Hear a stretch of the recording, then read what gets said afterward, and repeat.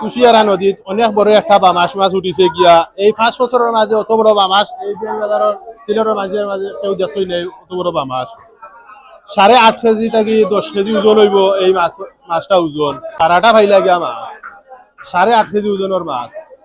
1800 টাকা কেজি বেশি আর বামাসের কেজি অনেক বড় বামাস 20 বছরের ভিতরে বড় হয়েছে না